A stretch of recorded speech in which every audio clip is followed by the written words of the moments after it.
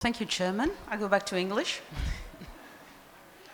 So I have the duty to speak about alcohol. I know they weren't very nice to give me that subject. I don't have any conflicts of interest.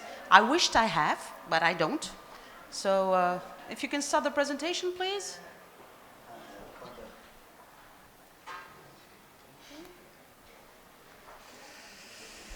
So the rationale, if there is any with alcohol, I'm not sure. So what we know, there are things that we know that we've been saying to our patients for a long time, is that heavy alcohol consumption is very bad for the health, and especially heavy drinking episode, what we call binge drinking. It's very important, the notion to know, because I realize that many people don't know it, and it's very harmful. And it leads to death, disability, injuries, violence, poisoning, liver cirrhosis especially, and cancer. In 1979, the first study about the benefits of alcohol came out in The Lancet, and it was related with wine.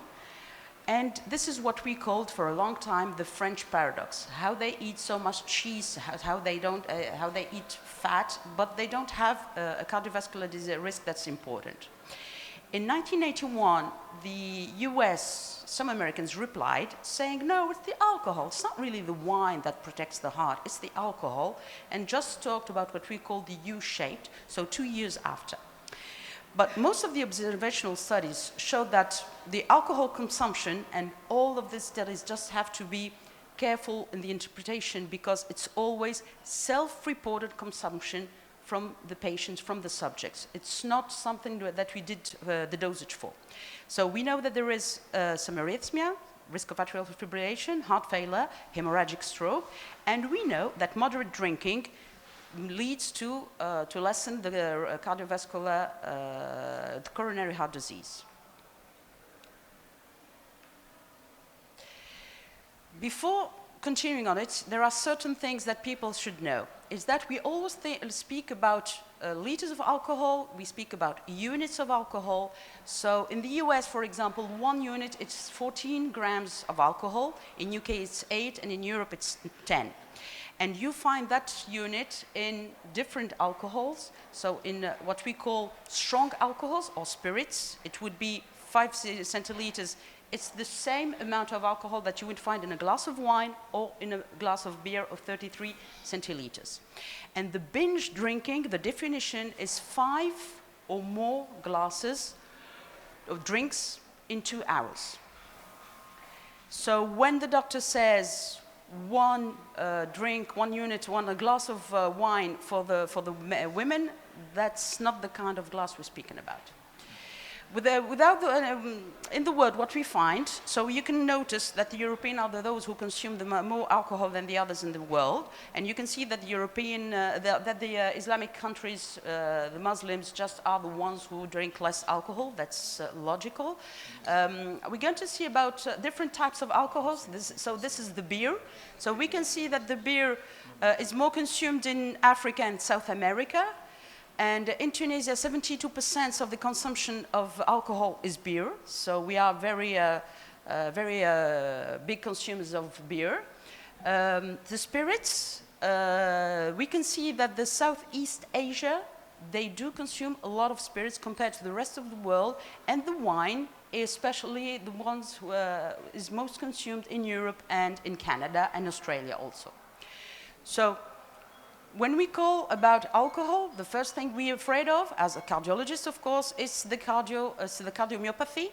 So we have to note dose-dependent is really what we call alcoholics. We think about people in the street just drinking alcohol from 9 o'clock in the morning with nutritional problems and all that. And sometimes we just said it's kind of beriberi disease. They don't have thiamine, and that's why they get this cardiomyopathy.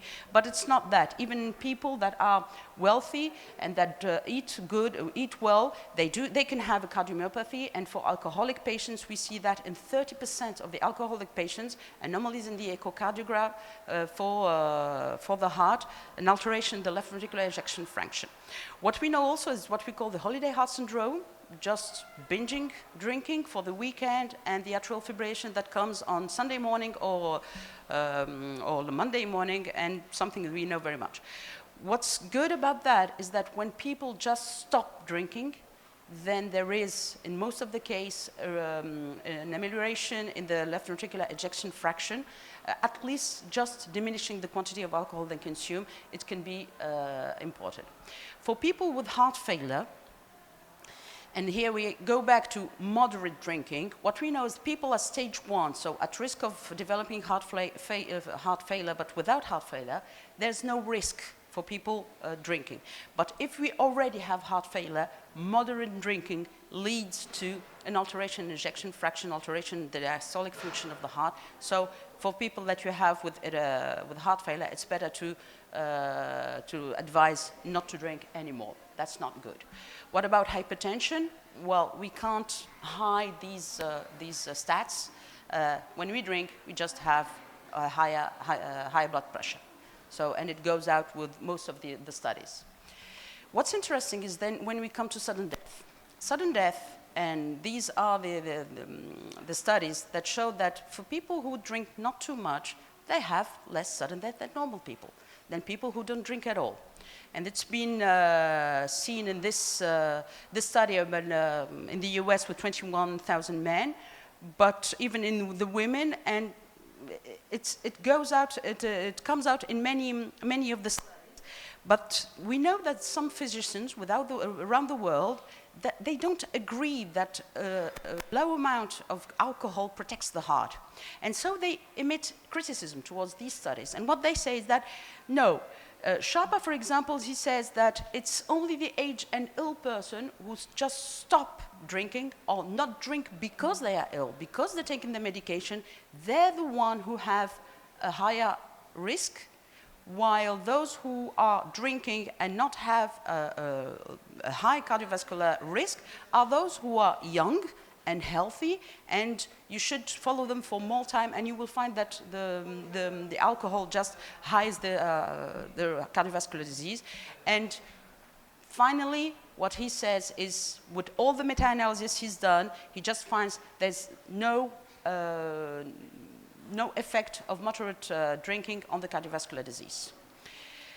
When we take some of the observational studies in the US, and when we see the reverse of the medal, what we see is the cancer-related mortality, because they would say it's not worth it to drink because anyway you have more cancer. Well, just for 2.7 million person years, I think that's a very important study to speak about.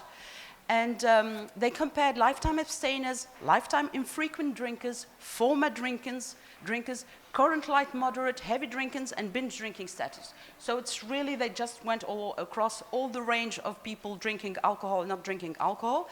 They had about the same amount of deaths from cancer and from cardiovascular disease. And when you compare with abstainers, what you find is light consumers just have less risk of cardiovascular disease and less death from cardiovascular disease, less death from all-cause mortality. So even if we put into balance cancer and cardiovascular disease, it's better to drink a bit, light or moderate drinking, than not to drink at all. Of course, when it comes to heavy or binge drinking, you will have more cardiovascular disease and, of course, more cancer. And we have, this is the meta-analysis. I think this is why they asked me to present it. So it's the meta-analysis from Mr. Jun Zhuahao. He's Chinese, and in 2016, he just did a study in China, about 11,000 people, where he compared the heavy drinkers and the moderate drinkers, and he found there was no significant association between moderate alcohol consumers, coronary heart disease, stroke, or ischemic stroke. And in the meta-analysis of 2023, taking into account other studies, what they found is that when we take non-drinkers, occasional drinkers, low volume, and this low volume it could be considered as moderate drinking of alcohol, but finally it's a very wide range. So you see it's between 1.3 and 24 grams a day. So 24 grams a day is seven drinks. It's a lot. So what he found is that with all the meta-analysis, with all the studies and the stats he put into it, he just found no significant relationship between mortality and alcohol consumption.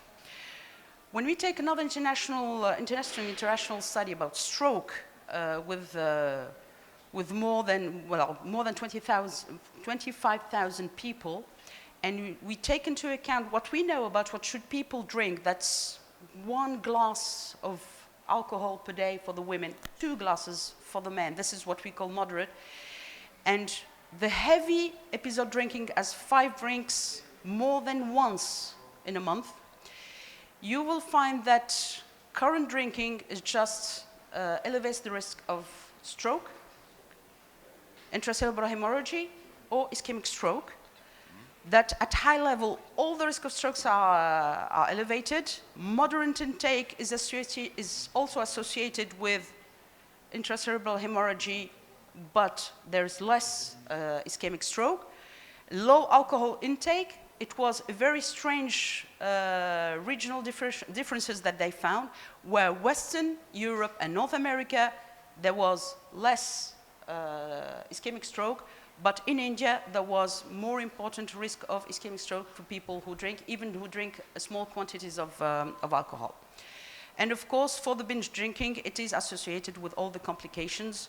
And what they found is maybe finally the wine consumption, we go back through 1979, the wine consumption are the ones who reduced the odds of all strokes in general. So when we go back into wine consumption, we find the polyphenols, the of the non-flavonoid family. So we find the same products that protects from the cardiovascular disease. And for these studies, we found that the risk of coronary heart disease, cardiovascular death, and all the risk of mortality, when it's consumption, wine consumption or moderate use, we can lessen the risk of cardiovascular disease. And some of the responsibles in UK just try to imagine what would be the threshold where we could advise to people not to go over. So should we stay at 1 drink a day for the women and 2 drinks a day for the men? And of course, we're not going to talk about the binging drinking. That is something that we shouldn't do at all. And what they found is, when we take into account all the datas, all-cause mortality, it's better to drink moderate. For the cardiovascular disease, moderate. When we go stroke, when we start drinking, we have to know the blood pressure goes up and we have the risk of stroke that goes up. And what was very interesting in this is that the myocardial infarction, if you drink a lot, you have less risk to have a myocardial infarction. So the explanation we get into it afterwards. And for the death, it's better, for deaths, all cause of mortality, it's better not to drink moderately. The thing about cardiovascular death, and especially about myocardial infarction and alcohol, some of them explain it with the reduced state stress of neuronal activity. So the study was conducted for people who consume light to moderate alcohol, whatever alcohol, not only wine.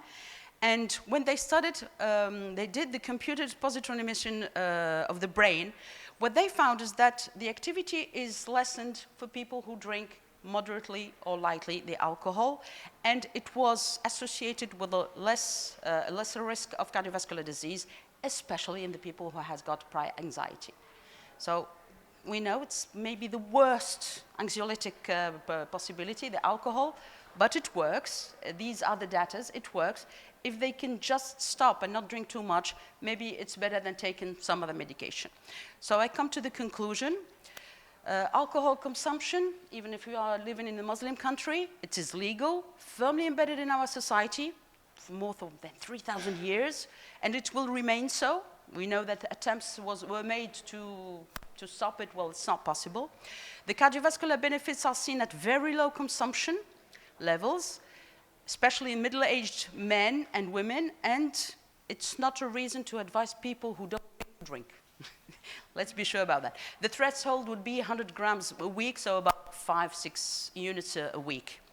The evidence from the Asian population suggests that they should maybe drink less, but maybe it's the spirits that they drink, maybe it's the self-reported consumption that is wrong, but there is a problem in the Southeastern Asia, so we can't say the same thing about them. So if we should encourage alcohol drinking, it would be what we call healthy drinkers. So It's drink while eating, not drinking on ourselves. That's more toxic. Eating healthy food, physical activity, and better to drink wine. Everybody knows this quote about Winston Churchill, who at 90 years old, they told him, what is the secret of longevity? And he said, cigars, whiskey, and no sport. Well, I'm going to tell you, that's fake. Everybody knows it, and it's fake. And this is the way we should eat alcohol, and thank you.